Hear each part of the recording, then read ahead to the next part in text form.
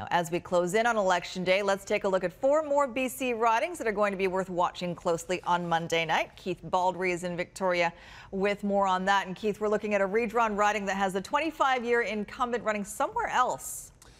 Yes, over here in Vancouver Island, we're going to take a look at 4 Vancouver Island ridings tonight that we think are historically have been close races, and we expect them to be close on Monday night. So start with the new redrawn and renamed riding of North Island Powell River. This had been the home riding for John Duncan, who's been there for more than 20 years. He's now moved south, so there's 4 people trying to replace him in that riding. Usually pretty close. The NDP has owned this riding in the past, and it's usually been a close result between the NDP and the Conservatives here.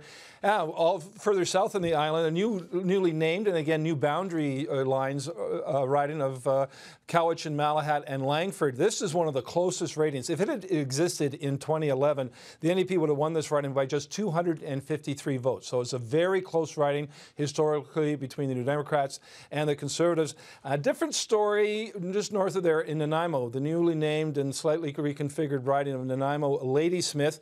Again, the NDP would have held this riding had it existed along current lines in 2011. What's interesting here, Sophie, the Green Party is expected to have a pretty big presence there. They've had a huge rally up there already of about 1,000 people, and they may have a big impact on the outcome of this riding. And now here, where I am tonight in Victoria, is another riding that is fascinating to watch because it's essentially a 2-party race, and it involves the Green Party. The NDP won this with 50% of the vote in 2011, but nearly lost the by-election in 2012 to the Green Party, who's running a very strong campaign here. You see the Liberal candidate there, Cheryl Thomas. She's actually now dropped out of the race. Her name will be on the ballot, but it'll be interesting to see where the 8,000 people who voted Liberal last time, where they go park their vote on election night. Will they go with the Green Party, Joanne Roberts? And that may explain why Tom Mulcair brought his campaign to the Capital Region on the weekend, Sophie. Normally, if he was doing pretty good on his candidate, we probably wouldn't have seen him, but he had a big rally here to bolster Murray Rankin's fortunes, I think. Of course, we know that the leader of the Green Party is from that region, Keith. So how strong are the Greens overall on Vancouver Island?